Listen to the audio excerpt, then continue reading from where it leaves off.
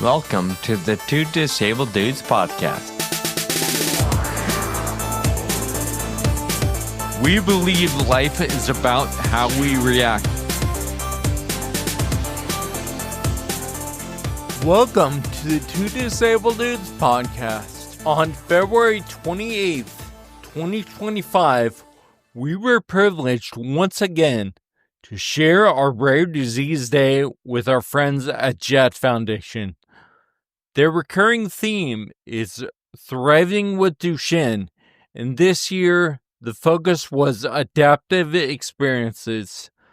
Panelists joined us to share how they have adapted their lives to meet the challenges they face because of their life-altering diseases. We are in awe of the impact of Jett Foundation. 2,000 individuals and families impacted by Duchenne and other neuromuscular disorders turn to Jett Foundation annually for knowledge, support, and friendship through programs like Camp Promise, Jett Giving Fund, educational workshops and webinars, family support groups, and more. Duchenne muscular dystrophy affects mostly males and causes progressive muscle damage in the entire body and is the most common fatal pediatric disorder. Children with muscular dystrophies are born seemingly healthy and decline over time. Approximately 20,000 children are diagnosed with muscular dystrophy each year. Duchenne has no cure, but the Jett Foundation community is determined to thrive with Duchenne.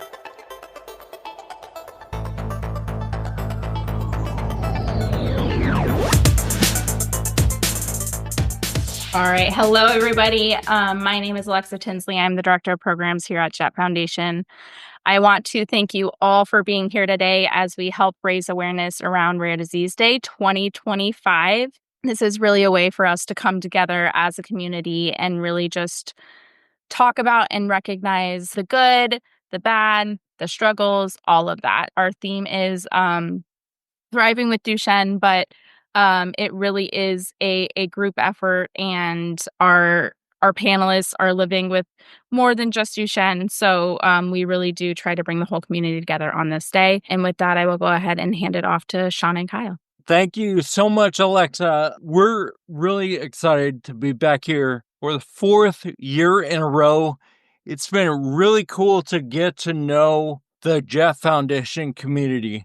Sean and I have a different rare disease, but there's obviously so many things that are similar in the experience of a rare disease, and getting to know the struggles and seeing the triumphs of this community has been really, really incredible. Sean and I are connected. Obviously, we got connected because of our disease, but where we really stay in touch and connected is through our desire to make the most out of life and live beyond our circumstances, beyond our disease. And we have a weekly podcast called Two Disabled Dudes that talks about that on a regular basis, and just figuring out ways and talking about mindset to be able to live beyond our circumstances. I really appreciate your time as an audience member. Obviously, I so appreciate all of the panelists you're about to hear from, but I appreciate your time. There's so much going on in life, and you chose to spend your time with us. My name is Sean, and like Kyle said, we're excited and honored to be back for the fourth year. The Jett Foundation and the whole community of Duchenne and everybody involved has been somebody that we've I guess, fallen in love with in a weird sort of way over the last several years. So, Alexa and team, thanks for having us and panelists, thanks for joining us today. We're excited to get into some conversations about thriving with Duchenne and highlighting all the adventures and adaptive experiences we've enjoyed over the time. So let's introduce our 6 panelists today. So if y'all don't mind, I'd like to start with ladies first. So Cesar, no, I'm kidding. That was a terrible joke. Eloise, if you don't mind, would you introduce yourself to our audience and tell us a little bit about you? Sure. Hello, everyone. My name is Eloise. I'm a high school biology teacher. I live in New York City. I love to draw. I love to read. I love to just explore the city and travel and be outside as much as I can. And I am really excited to be here. I love being a part of the rare disease community and the Can't Promise community. So I'm excited. Hi, my name is Cesar. I'm diagnosed with spinal muscular atrophy, been involved with MDA Camp, Camp Promise West, Camp Easter Seals. I taught anatomy in college for a little bit and then decided to try and start my own nonprofit building assistive devices for other individuals with physical disabilities. It's called C's Industries, and that is what I'm trying to do right now. Hey everyone, I'm Yuva. I'm currently completing my 4th year at the University of Pennsylvania, where I'm an undergrad student. I live in Philadelphia, and yeah, I'm very interested in the whole biotechnology space and also whole area of nonprofits for helping people with Duchenne and other rare diseases. I did some work in biotech industry this past summer, and I've also have interest in finance, where I've worked in venture capital as well. So I'm very excited about the whole space currently, and also excited to be part of this panel and share about my life with Duchenne. My name's Andrew Chapetta. I have Duchenne's muscular dystrophy. I'm a web designer, build websites for different companies. I'm a big sports fan. I love to be outside. Just love being around people and helping people and inspiring people. Oh, here's my twin brother who's right next to me. Hi, everybody. My name's Troy Chapetta. I am 29 years old with Duchenne muscular dystrophy. I have a background in web design and graphic design. I live independently with my twin brother who has Duchenne's and my roommate who also has Duchenne's. And we just thrive every day and try to live our life to the fullest. Hi, I'm Caden. I'm 18 years old, and currently I'm working at a company called ADRM, where I'm doing AutoCAD drafting of security systems. I also play Volt hockey, which is like a sport that's accessible to all people with disabilities. So it's fun to play that too. We're going to get into a few questions now here, and I want to go back to Eloise. You mentioned that you're a biology teacher, and what do you love about? I happen to know that you love teaching. So, what is it that you love about teaching? I love my students. Like they make me smile every day. They're so funny, and I love like getting to know them, and I love being there for them every day. And I love teaching science because we get to do like a lot of experiments, a lot of hands-on things, a lot of modeling, and like yeah, just using different materials. And I love the experiments, and I love the hands-on aspect of teaching science, and I love seeing the kids get to engage with that. Yeah, I really love everything about teaching. I also love my age group because I teach freshmen, 9th graders, and like they're still babies to me. Like they didn't grow up yet, so they're fun to work with. Mhm. I'm curious, was there ever a time where it was not fun with freshmen? Because when I think of, no offense, but 14-year-olds or freshman age, yeah, they're still kind of young, but I feel like they'd be difficult for me to be around all day long. Yeah, they are difficult. Absolutely.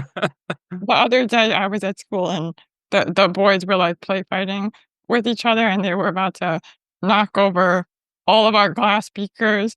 And I was like, I can't believe this. I'm so tired of this. But that's part of the job, you know. That's just behavior. You got to deal with it. Could you talk a little bit about how the students have been with your disability? They've been like great. They've been really accepting, and it's like not really a factor. Like my classroom is Awesome. set up for me that I can access the computer. I have my laptop out, so I can pull up the slides on the smartboard, and I also have a teaching assistant who works with me because I teach. It's like an inclusion classroom. Like some of the kids have individualized education plans or other disabilities. Some are mainstream, so it's a mixture of both. So we have 2 teachers in the room. I'm not the only adult, so that's really helpful too. Mhm. Eloise, you mentioned, exploring and being independent. And so I'm going to use that to jump over to Andrew and Troy. You guys live on your own. And you mentioned that's something that you're proud of. A simple one to start off. What is it that you love about living on your own? It's a struggle at times, but I love it because I actually can have the feeling of having the responsibilities and paying my bills, taking care of my dog that I have, and just tending to our apartment when it needs to be cleaned and all that stuff that some people take for granted. I do it. Living alone and independently for me is one of the biggest, probably, achievements of my life, probably so far. Being able to have my own stuff, my own place, my own space, and just being able to pay my bills and just manage my life independently. Yeah, that takes a lot of character to manage all those things while you're also managing a disability. Yeah, that's something to be proud of, and we're proud of that as well. Thank you guys so much. Caesar, you talked about that you are building this company to help people with mobility. What is your impetus? Like what started you down that path? I grew up reading comic books and watching superhero cartoons and movies and all that stuff, and I was fascinated by that. It was cool being there and just wanting our technology to advance to that point. And what's been cool, I've been watching it, and over the years, it has advanced to the point where, for example, 10 years ago, a little bit more than 10 years ago, there wasn't even a treatment for SMA. Now there's like 3 for sure, and there's 2 other ones that are coming down the pipeline as well. And that's something that I thought I would never get to see. But technology and scientific advancements are moving so fast that that science fiction world is starting to become reality. And I believe all the tech, all the things that we need are out there. We just need to bring them together in innovative ways to help us do more than just the regular wheelchair. I think we can go beyond a wheelchair. What would you say drives you to go beyond the wheelchair? Personally, I'm the kind of guy that if you tell me I can't do something, I will go and prove you wrong. Like that's just been my nature.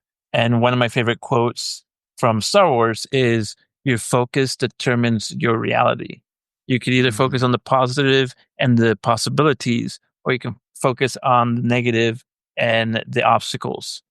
And so I'd rather choose what is possible, not impossible. Caden, I'm curious if you can relate to that sentiment of if somebody tells me I can't do it, I'm typically a little more motivated to chase it. So I'm curious, I'm impressed hearing you say you're 18 and you're doing all kinds of to work in the CAD arena, and like that's impressive to me. So was there ever anything in your life that people or family told you stay home and lay in bed all day? Most of the time, like my family and my parents and stuff have like supported me with like if I wanted to like work or play volt hockey. So I feel that like when I'm working, like my parents encourage me to like want to work and stuff. So I feel like that helped me get over the obstacles and stuff. Is work something you enjoy? Because there's plenty of adults who don't enjoy working. Yeah, I enjoy my work because I went to a vocational school, so I was in the engineering program. So I got more experience with like drafting when I was in high school. So I was able to get more experience with CAD, which allowed me to like start working right out of graduation. Real quick, Caden, I want to know a little more about security drafting. What exactly does that mean? It sounds really cool, and I'm sure it is. Can you give us a little insight into what that is? Security drafting is you like are given like a building and stuff, and then you're given like all these devices and stuff and where to put them just to make sure like all the doors and stuff can be monitored. That sounds like a lot of responsibility, and I think of like Mission Impossible when someone's trying to go through a building without being detected. That's really cool. Yuva, I want to know about your DJing because I know that's something that you're really passionate about and that you love, and I'm sure you turn a lot of heads when there's a guy in a wheelchair in the DJ booth. Are there specific adaptations that you take advantage of that make it possible for you to do your DJ? Yeah, so given my disability, I have very limited hand mobility. So the traditional DJ decks that you probably see on your Instagram feed or on YouTube or people mixing with those big decks, unfortunately, that doesn't work for me. So the longest time I've always been interested in the idea and notion of controlling the crowd energy, and something I was very excited about. And I kind of didn't really think about the fact that maybe I could find adaptations to make it work for me. So fortunately, nowadays, the computer software for DJing has advanced a lot, and using MIDI controllers, which are essentially allow me to map keys and controls to the music software in any way that works for me. So I found a couple of controllers that can be mapped to the software and allow me to, using a smaller set of dials and knobs, get the same effects that I want to. And pretty much, I think at this point now, with putting in enough practice, I've been able to get a setup that completely mimics the full setup that DJs use, and it's fully ready for like clubs, and it can connect to speaker systems. So yeah, doing some tinkering with that, I was able to get a setup that works for me, and it's a lot of fun. It's been really great experience. To Yuva and the rest can keep it in the back of your mind. You're doing things that I think a lot of people that aren't used to rare disease and disability would think is impossible. And Cesar mentioned, I don't focus on the challenges. So Yuva, I guess similar question for you. Was there ever a time where you thought, I can't do that? Or were you always looking for ways around the hurdles? Yeah, I think similar to Caesar and Caden, there are definitely times where I feel down and feel that maybe something is too much of a hurdle, but definitely it also can create a sense of motivation for me. I think oftentimes I might feel down initially, but it's often the catalyst for extreme like motivation to overcome the challenge and do whatever I want to do. So I think that sentiment definitely applied to DJing and so many of the other things that I think I once felt like could only be like a dream. They're now like tangible by actually putting my focus toward it. So DJing is definitely a testament to that.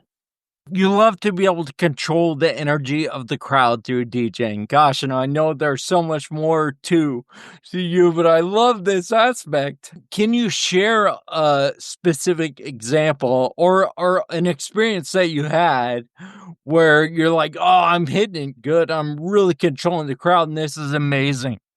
probably the main instance was one time I was DJing for my friend's birthday party at his apartment, and you kind of get this sense when everyone's kind of synced and locked into the music. There's actually a term that comes from it that a lot of DJs use called the collective effervescence. So it's an energy that arises when everyone's kind of synced and moving to the music in unison. So definitely felt that. And well, a lot of times DJs fall into the background. People are like doing things and you hear the music in the background, but I could tell people are like actually starting to notice like the music I was mixing because I put in a lot of effort to do it and like actually tried to mix songs rather than just kind of pressing pause and play, which a lot of people do. So people kind of noticed that, and then I started to get like song requests, and I actually really enjoy when I get song requests because it means that people are paying attention and they're interested in the music and they want to contribute. So I think that was definitely a moment where I felt everything come together, and I felt it at other instances too. Right. I DJ'd, but I think that was kind of one of the first times. And yeah, I really crave that feeling because you just feel connected to everybody, and I like to just cultivate an energy where everyone is like happy and it's uplifting, everyone's moving. So it's a very powerful experience. That's such an incredible way to plug into everybody. I want to throw it over to Andrew and Troy. You guys, in your introduction or early on, you talked about living alone. It's kind of a big deal, and you're proud to sort of manage your own bills and whatever else comes with that. With the stage or at the stage of life you're in right now, did you ever see this as a possibility 10 years ago or 5 years ago? And what are some of the, if you're willing to share, what are some of the hurdles that you've had to work through to get to a point where you could live independently? I would say we've always had it in the back of our minds that we wanted to live independently. My parents always motivated me and my brother that we could do whatever we want. If we try hard enough, we can do it. So one day we're like, Dad, we're ready to move. And of course he was like, yes, they're getting out of my house. Of course.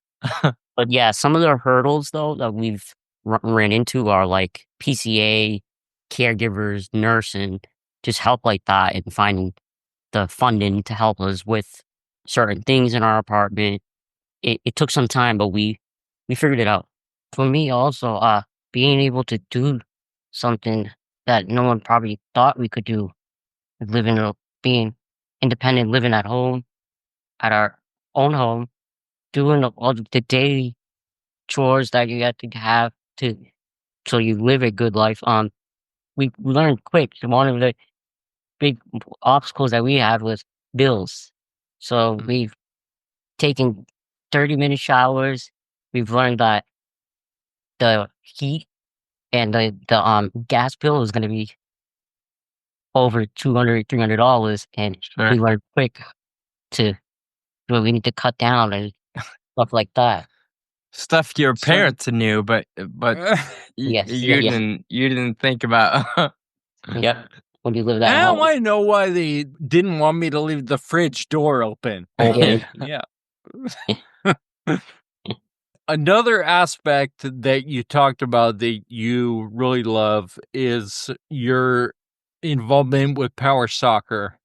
This panel, one of the focuses is adaptive experiences.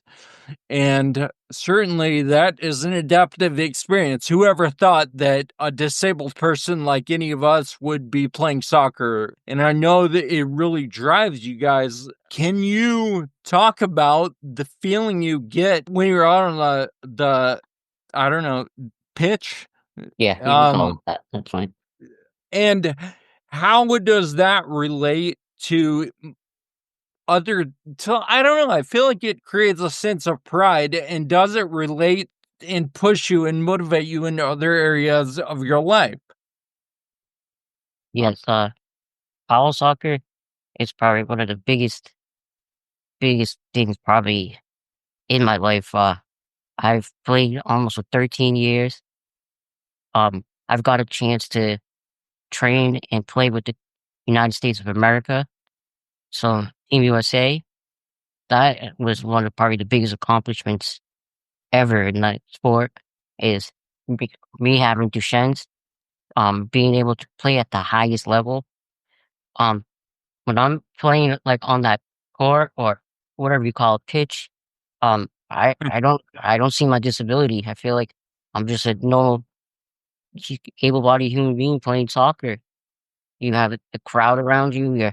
You're just in the game.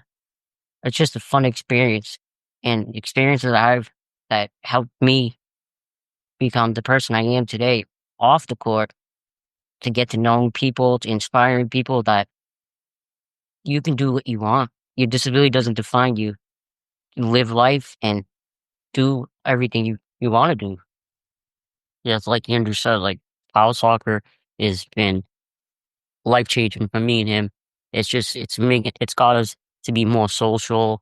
It's we have friends all over the world that we know and we play with, and just being able to represent your country, and especially when you're playing for them and you hear that national anthem, it's everything to you. It's like you forget you're disabled. You just want to play the sport, and your mind just blocks out all the negativity and all that. When I think of power soccer, or as others have mentioned, and we'll get into, whether it be river rafting or even DJing, vault hockey, all these things that y'all are doing, I just think, okay, a quote unquote normal power chair is expensive. A manual wheelchair is pricey. I wonder, how do you approach the challenges of a power wheelchair or a chair that you're able to play soccer in? It's not like you can just go to Target and pick one up whenever you feel like it. So have you managed the barriers related to getting the equipment necessary, or even traveling with the equipment? So power soccer, for us, there's a company called Strike Force, and they make a special power soccer chair that you could buy to play the sport with. It's one of the top of the line soccer chairs out there right now. So in back in Massachusetts, we have a program called Easter Seals, and they're all over. And we got a loan from them, and we bought the chairs, and we just paid it off Over time. Yeah, the chairs are pretty expensive because you have to adapt it for your disease or your disability to be able to play. Yeah, the challenge, the challenges of traveling are you got to bring 2 chairs, so you have a sports chair plus your regular chair, and you hope that both chairs get on the plane. And when you land, you have both chairs because you need your chair to get around. And if your sports chair is not there, you're not playing. Yeah, I'm sure we could all talk for hours on Yeah. the dilemmas we face with even the anxiety and the stress and related to traveling with equipment. We're talking about adaptive experiences here, and Eloise, when we're preparing for this, you mentioned whitewater rafting. What are some of the adaptations and the measures you take to be able to participate in that activity? Yeah, I only did it one time when I went to British Columbia with my family, and it was really funny because we were somewhere else, like at a tourist attraction, and we saw another family with a girl in a wheelchair, and she said, "Oh yeah, you should call this company and check them out. They'll take you rafting." And so all I used was like they had a little chair, like kind of like a beach chair that you put in the raft, but it had like head support because it had a high back to it, and it was just a normal like 2 to 3 hour rafting trip on the rapids and the river. It was really great, but that's the only time I've ever been able to do that. I would love to do it again. I love any adaptive experience like that I can try. For the first time, I've gone adaptive skiing twice with Vermont Adaptive, but it's fun, but it's not for me. It's a little too steep for me, so I'm not going to go skiing again. but I didn't complete It's a little too what? What'd you say? Yeah, it's too scary. It's too much. Yeah. But they did a great job. It's not their fault. It's just not. It's not Sure. for me. Are there other experiences that are on your, bucket list, if you will? Oh yeah, this summer, I'd love to try to go in like a hiking wheelchair, like on a hike, like not in my regular wheelchair. So we're looking into some programs on the East Coast that might do that. Also, I've been, I think, kayaking on a river, and I want to also kayak on a lake because I've never gone lake kayaking. So I think those are my two like main goals for the next time I try an adaptive sport. Very cool. Thank you. One of the things I love that you said, that you mentioned, is that someone told you should go whitewater rafting. And I feel like there's a lot of things that we think to ourselves, oh no, I could never do that. But it takes someone else to be like, no, I think you probably could. And it might be a lot of fun. So is that an aspect that you've experienced in these other adaptive experiences that you've tried? Is that someone else kind of introduces you to it? Yeah, I think all the time, like, when you're disabled, people are always telling you can't do stuff. You can't go to college. You can't be independent. You can't go into the city by yourself. You can't be a teacher.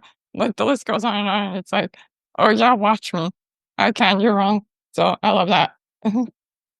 That's awesome. I love that too. I feel like Cesar had something to add to that inquiry. Yeah, sometimes you just kind of have to take a leap of faith. I've done whitewater rafting, but with my roommates. One of my roommates was a rafting guide, and they really wanted to take me. So it wasn't through a company with like certified equipment. We took my manual wheelchair, we tied it to the raft, and then when we hit rapids, one of my roommates would like kneel behind me and hold me to the chair just in case. And so it was a great experience. It was a lot of fun. We haven't done it since, but yeah, like I know there are companies that have like certified wheelchairs that are specifically for rafting, and it's definitely like can be scary, but sometimes there are teams and people that have taken the time to figure out the equipment, figure out the best way to do this. One of my favorite things to do is paragliding. And to me, it's the most relaxing, peaceful experience. Like I love being up high. It's just a new environment. I'm not locked to the ground. I'm up above, seeing everything, getting a great view of things, and just experiencing the skies. Like, yeah, at first it's terrifying, but once you get up there and you're with the right hands, it's a wonderful experience. I'm not gonna lie, you're making my palms sweat right now. Like, I'm not afraid of flying, but in terms of heights, if there's very little around me or little to hang on to, then I start to get a little nervous. I'm also a bit of an adrenaline junkie, so yeah, I like doing cool stuff, but I don't know about the adrenaline junkie part. Caden, let's go to you for experiences. You talked a little bit about Volt hockey. What got you into that? Bolt hockey was like it was started in Sweden in like the 90s, but it never was found out in like the US until 2022, which is when like a couple people were like found out about it and got a lot of people to like join like the team. So we were able to create like the United States Bowl Hockey Association, which is like the board for like all like the bowl hockey teams in the US. So then we started our team that I'm on. It's called the Boston Whiplash. So we've been around since 2022. We have about maybe like 10 or 15 players on our team. So we don't really get to compete in many tournaments since we we were the first team in the U.S., but now there's a second team in Massachusetts, which was broken off from some of the people that started when we started the Whiplash. But we don't really have like many options to do many like matches against people. So really, the only tournaments we have to do is there's a tournament every Memorial Day weekend in Toronto where we get to compete against just it's just us and a couple of the Canadian teams that are in Toronto, and there's 2 in Alberta. And then every year in September they host a World Cup in Sweden where all the teams from like Sweden, Norway, Denmark, Canada, US, like we all come together in Sweden and like compete at the World Cup. Tell us your history at the World Cup. You guys won or something? Is that? Yeah, when we went, so the team was me, my brother, and then one of my friends. And so we won bronze in our division. So we got the trophy for the 3rd place in the division that we were in. Congratulations. Yeah, it's super incredible. And I feel like it takes a certain level of dedication to play sports at a world-class level like that. Like, it's like an everyday thing, you got to practice every day and you just got to keep it on your mind all the time. Is that what it is? Yeah, so kind of for our team, we kind of really only practice usually, we only really practice like twice a month because it's just hard to get a practice scheduled because it's like the practice all the way in Boston, so it's hard to make sure like everyone and the coaches can be there to practice. But like some of like the higher level players in Sweden and stuff, they're able to like practice like every single day or like a couple times a week. But it's kind of hard like for our team just to do that just because everyone lives so like far away from like where we practice. So if you had the opportunity to move to Sweden, would you? I'm not sure that's probably a really hard question just because that's like a very like big move. But yes. Yeah. But I mean, I think I like the team that I have here Awesome. and all the people. Yeah. It sounds like you would definitely consider it for a few moments. Yeah. Yeah. Something that was brought up a little bit ago.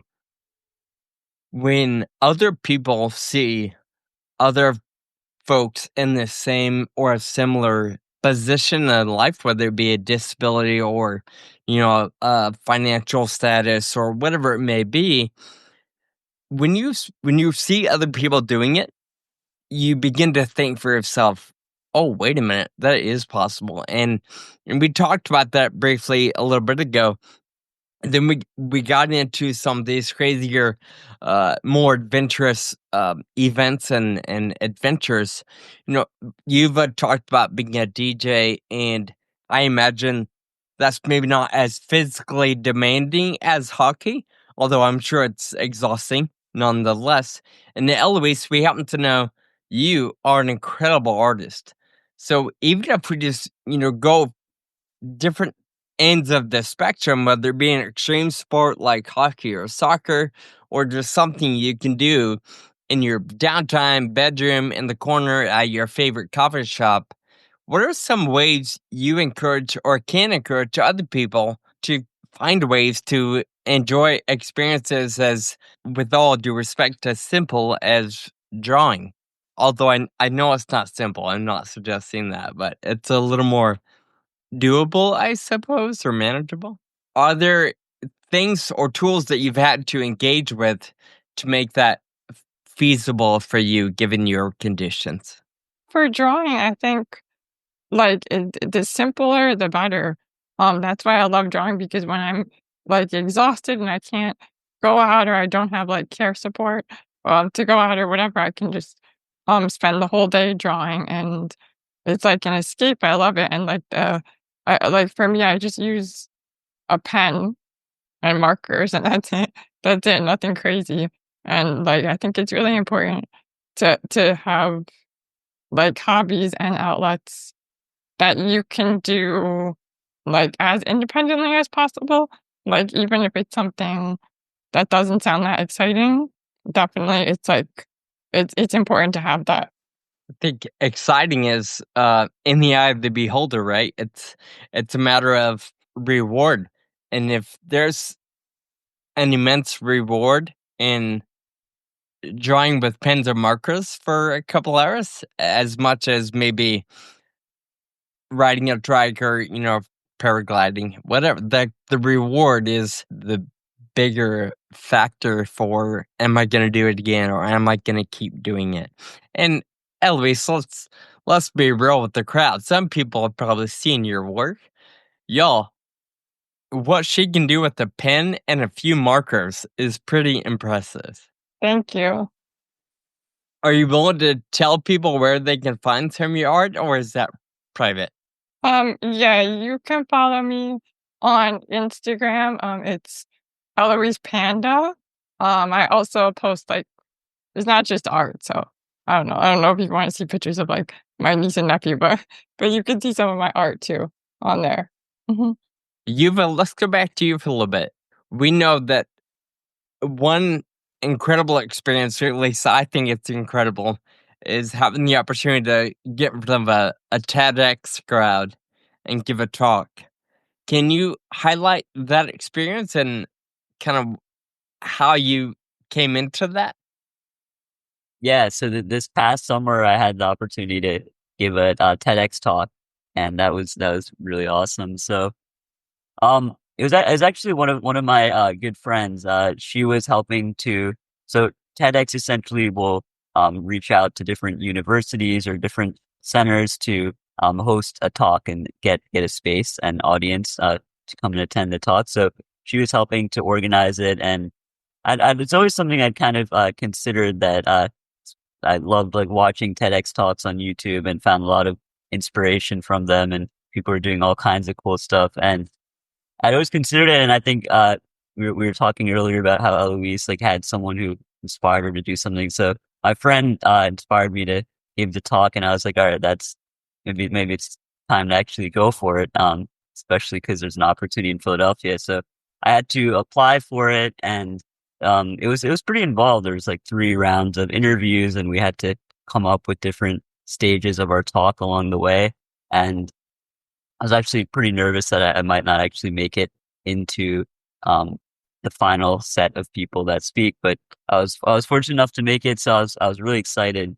And the title of my talk was "Life is Hard, Party Harder," and it essentially encompasses my whole philosophy. And I talked about, and I encourage you guys to go and watch the talk. Hopefully, it's inspiring and also funny. But I talked a lot about my DJing and like my other interests and hobbies, and altogether how it wraps into my philosophy of make every day like a party. When you're at a party, it's usually fun time because you're present and you're connecting with people, and there's good music, good food. So if you can take all the aspects of an awesome party and bring it into each day, that's an awesome way to live life. And it was really fun. Definitely nerve-wracking experience because you had to go up and present in front of a live audience, but then also all the people who watch it on YouTube. And it's like a one shot take. So if you mess up or fumble on some words, it's really a problem. So we had to memorize the script. And I think right before I went out to speak, I was very, very nervous. I almost felt like I was like, oh my God, I'm forgetting everything I have to say. But then we rehearsed it so much. So by the time I got on there, it's like almost like just rote memory. The words just came out of my mouth in the right ways and with the right intonation. So it's very, very nerve wracking, but very rewarding experience. And I encourage anyone, if they have like something they want to share with people, should apply for a TEDx talk and get it out there into the world. It's either, I want to go back to you, as we're talking about these adaptive experiences, oftentimes it leads us to how can I help others experience these things? And I know that's one of your principles with the company that you're starting, helping people with mobility so they can experience the world, right? Can you talk a little bit about why it's important for you to help other people? Well, for me, the entire experience comes from the help I received from other people, the caregivers, the people that volunteered. I'm sure we can all relate. We've received help from that Good Samaritan throughout our lives that helped us here or there at our lowest points.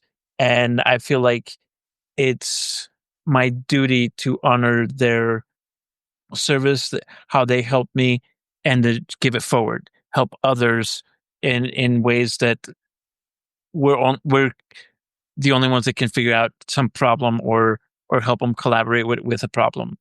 I like going adaptive skiing, but we either had to use a tether ski for me to be able to do it safely and have fun, or else I'd be doing it in a way that like it just hurt to physically do it. And so if it hurts me, it hurts other people. And if I can figure something out, it's just karma for me to give it out to other people. I don't want to make something that just benefits me. I think that would go against karma, if you will. And I prefer to be a positive force in the world. That's how the world works.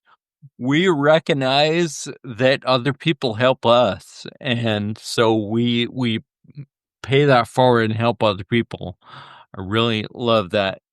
On that note, Eloise, I happen to know that you are into helping the collective community around you. As a woman with disabilities and a teacher and just someone who's involved in your community and in your society, how are you navigating the world right now with all the changes in the country, and how do you recommend that others stay involved and active in what's important to them? Yeah, I think it's just really important for everyone to be aware of like the history of disability rights in our country and like how we really people fought for these rights. People fought for equal access to education and to working and like just to use your voice to defend your rights and say, no, I have a place in society. Also, like to be disabled or to be part of this community, like other people have said, we really need support and help and caregivers. A lot of like my caregiving funding comes from Medicaid, and I know so many other disabled people that rely on Medicaid and rely on personal care attendants to be independent or even to just survive, right? Because we can't get out of bed by ourselves, let alone go on adventures and do all these amazing experiences. So I think people really need to be aware of like the importance of Medicaid and social services to our community. And like if that's being threatened, call your senators, call your representatives. You can look them up online. Everyone has some. Write letters to them and just to be ready to fight to keep what we have. Mhm. I appreciate that recommendation and encouragement because, especially over the last several months, it's easy to get online for a minute and see the uproar on all sides of every fence. And it's another thing to take an active role in stating your opinion, stating what's important to you, and encouraging your congressmen and your representatives to represent you as best as they can. So I appreciate that encouragement because I think you're right. It's really easy for all of us to be frustrated and to be concerned, and maybe a little bit harder to send an email or make a phone call or, do something else to let your situation and your circumstances be known and how those can be affected by a stroke of a pen or a vote in the House or whatever it may be. Yeah, and I also think like being disabled could be a really isolating experience, especially for adults with disabilities. So even opportunities like this one to build community, to make friends with other disabled people, to reach out, to be honest about your situation and talk to other people, like the more close to our community is, the more powerful we are. So I think it's just great to like make disabled friends as an adult. It's so important. Mhm. Yep. It's beautiful. I absolutely agree. Kind of on that same token, maybe let's spend a couple of minutes talking about how all of this is paid for. Whether it be a Medicaid or a program through a nonprofit like Jett or whatever it may be, let's highlight for a few minutes some of the resources we're familiar with so that anybody watching or listening can explore possibilities in their own county, state, or whatever it may be. So, Caesar, can I start with you? What are some, you talked about all these different camps that you've been involved in the beginning. Are there avenues that you explore when you think, I want to go paragliding or I want to go do something? What resources have you utilized to make those things possible? Well, right now we live in a time where, look, we wouldn't have been able to have this right now, like what we're doing here. The advancements into tech and the ability to say what we need is monumental. Like 10 years, maybe 20 years ago, it was like word of mouth, or maybe if you can get like broadcasting studio behind you or something big, then you can get your message out. But now we can do it with just our phones.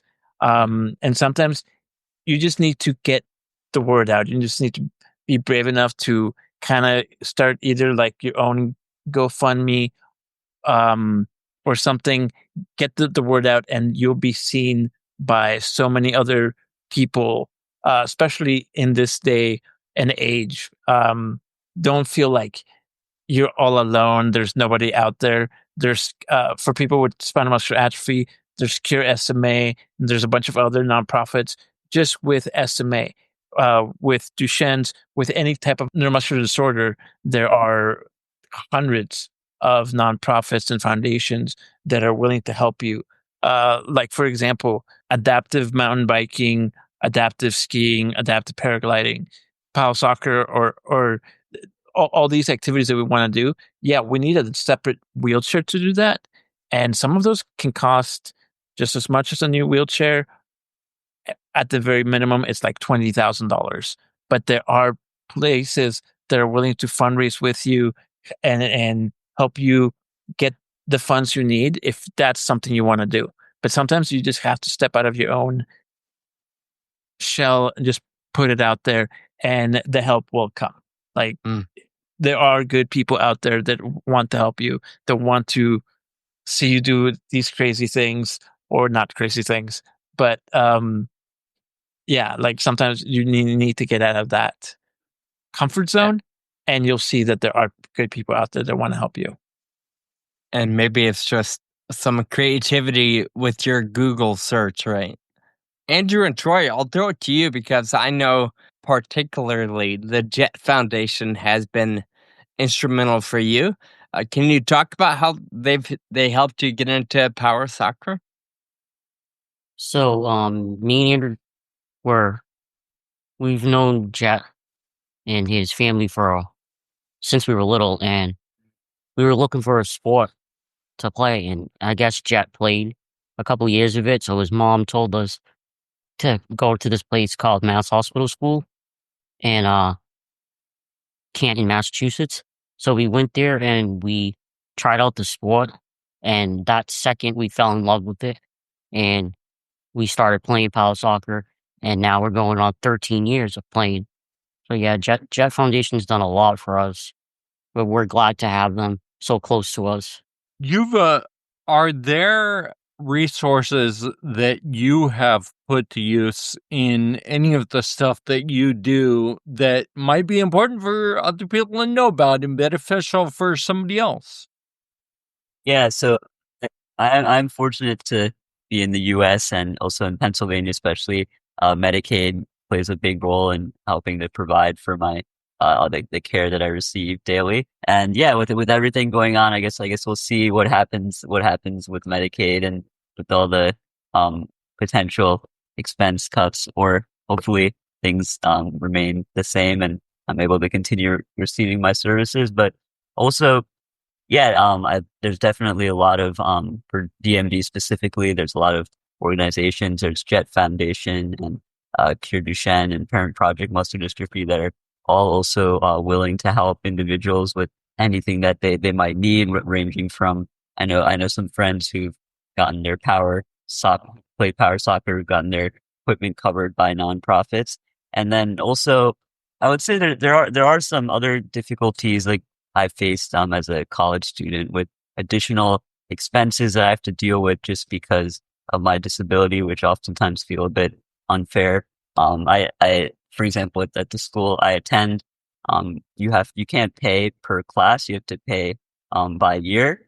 And due to my disability, I'm not able to take classes at the same rate as other students. So I have to take an additional year to finish up my classes. But just because of the way the payment structure works, I have to pay for a whole additional year of class taking, even though it's not something I would choose to do.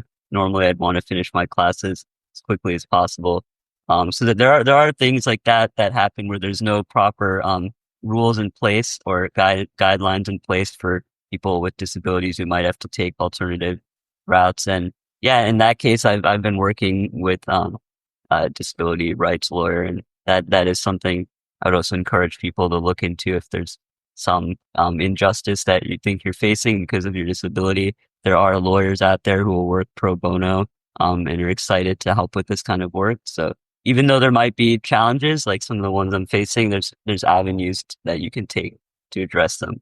Caden, how about you? Are there challenges that you have faced that there were specific resources that you sort of turned to other than your loving parents? Are there things that you might encourage others to look at when they're facing challenges?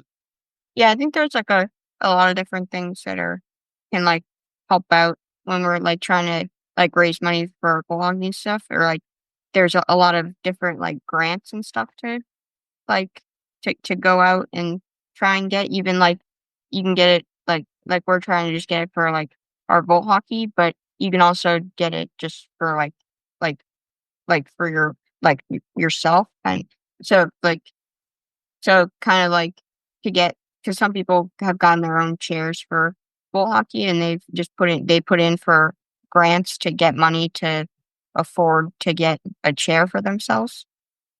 So I feel like the grants are very helpful. Something I love about the whole conversation and everybody's outlook on life is, the realistic side of us recognizes that there are many challenges we're up against, and some things are going to be really hard. And like you even mentioned, time consuming, right? A whole another year just to finish class or whatever it may be.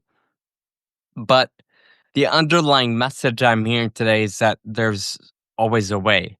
It might take a little more effort, might take a little more time, might take a little more energy, but the sky's the limit. And like I think Andrew and Troy mentioned it, your parents, or maybe it was kid, I don't remember, forgive me. But when our parents and people in our corner are encouraging and saying, you can do whatever you put your mind to, sure, it might take a little bit longer than your peers or a friend down the street, but anything's possible. When you utilize your resources, you talk about what you're up against, and you just find ways to work around those challenges. I find that to be incredibly encouraging. I hope you guys do as well, and I hope that is true for our audience. One last question I would love to throw out to everybody. I'm curious how each of you would respond. We'll give you a few seconds to think about it, and then I'll start calling on you. But how do you find happiness in living with the disability and the challenges you're up against, whether it be at home, the climate of our state, country, the physical challenges, financial challenges, how do you find happiness at the end of the day and wake up excited tomorrow to try harder? I'll give you a few seconds, but I'm going to throw it to Cesar. So when you're ready, you're first, my friend. I know the importance of just keep moving forward. Yes, sometimes you run into obstacles and problems that are just you can't overlook. And sometimes you can't take care of it right then, but it's important to keep moving forward. If you don't move, if you don't keep working on something, you may never get out of that muck. At least that's what I've learned. So I always have something that I'm constantly working on that I can focus on, even though the other thing is in the background. The universe will eventually take care of it. I've experienced that myself.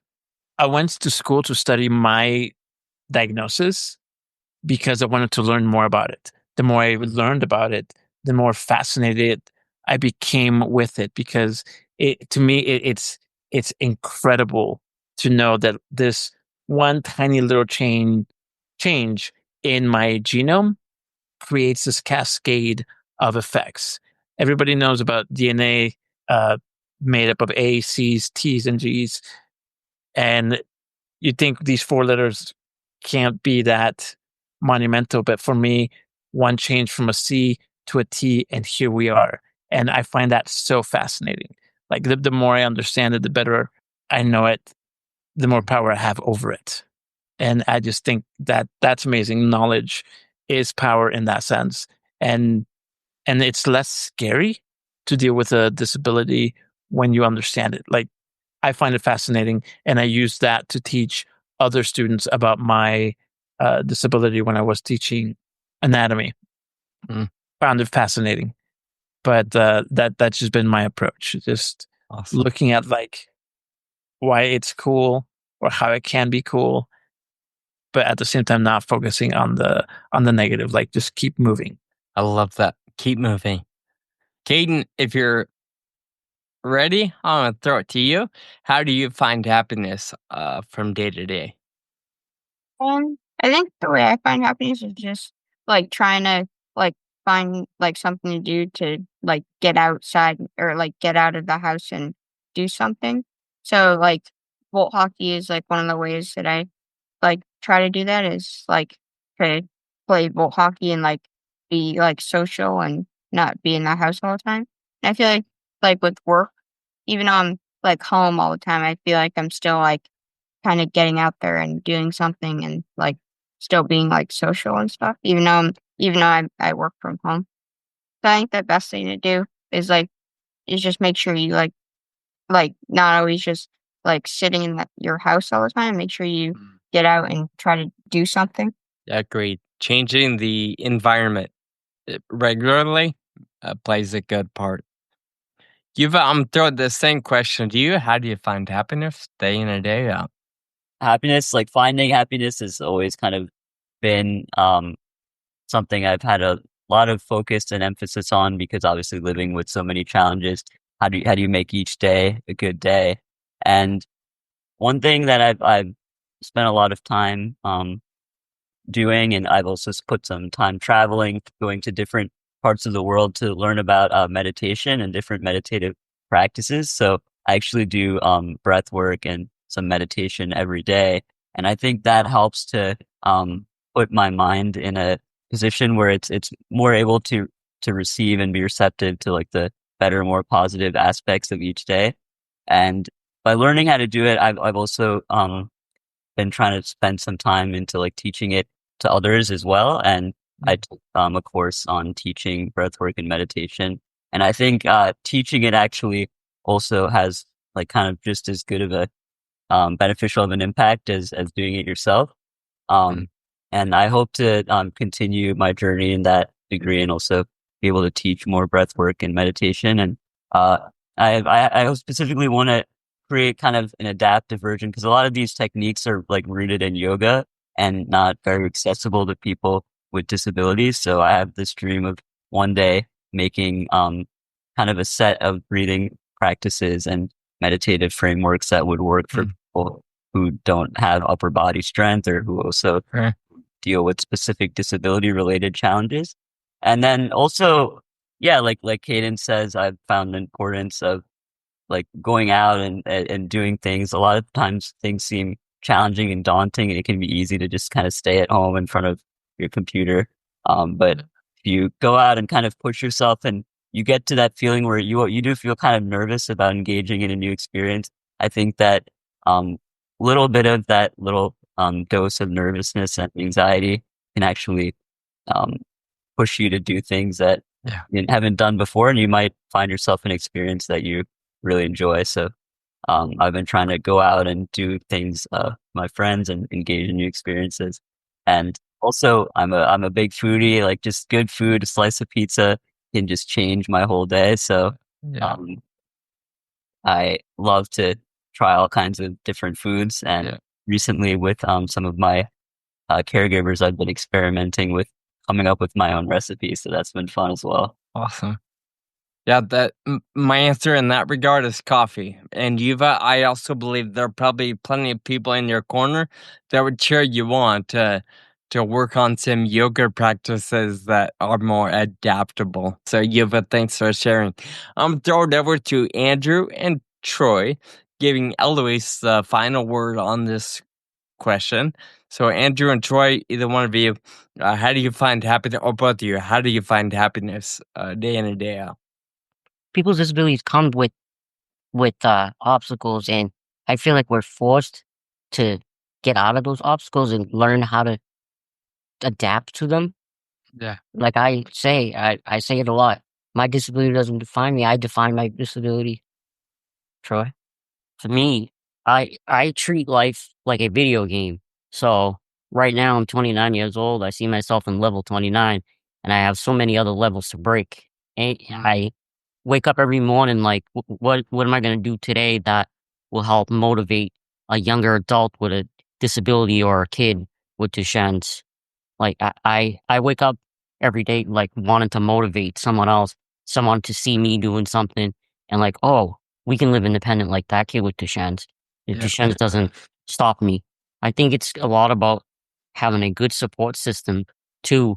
So you wake up in the morning looking forward to talking to your parents, calling my dad because we don't live in the same house, and talking to him about what happened throughout the day, struggle we had, or something that we overcame. And that's what I see life as. So I try to live my life as happy as I can every day. Thank you. I love that. Eloise, we're gonna give you the final word on this one. How do you find happiness? Yeah, I feel like everybody already said what I was gonna say.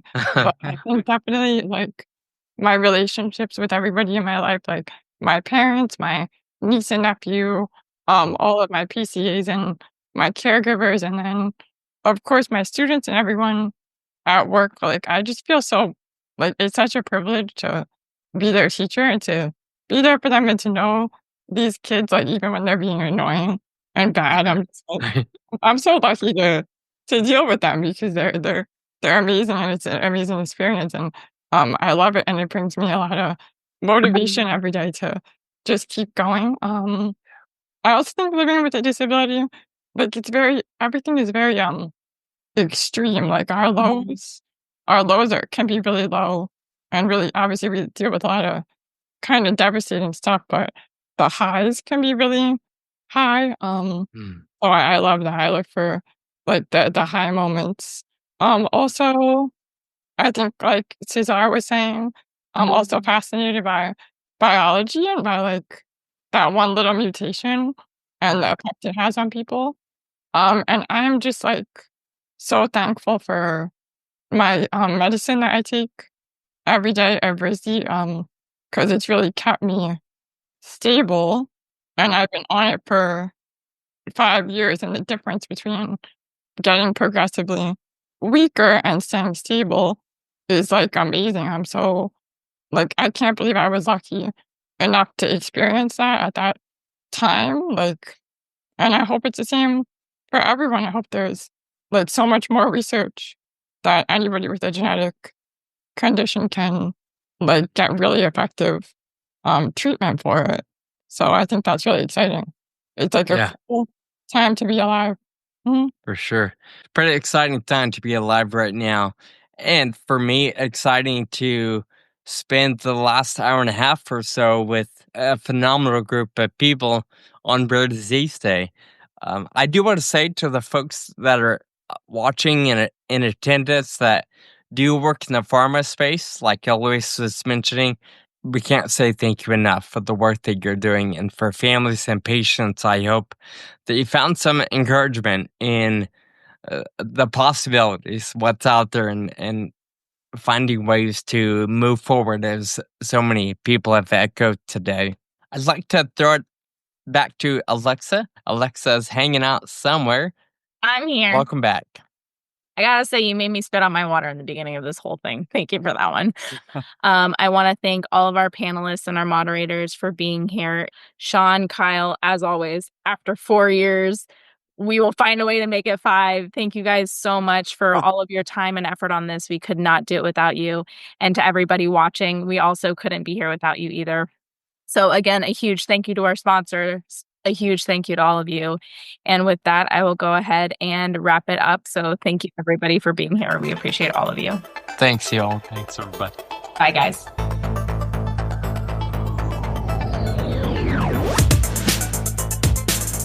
Thank you for listening today. Please visit our show notes at twodisableddudes.com for easy links to the Jett Foundation where you can explore the many programs they offer. Thank you, Caesar, Eloise, Yuva, Caden, Andrew, and Troy for sharing your experiences with us and the broader rare disease community. Our relationship with Jett Foundation and our conversation with this panel today remind us that we are stronger together. Therefore, in honor of the friends in the conversation today, we invite you to keep living with urgency. Thank you for listening to the Two Disabled Dudes podcast. This show is possible with your support. Visit twodisableddudes.com to stay connected. Find us on Facebook and Instagram. And be sure to subscribe on your favorite podcast player.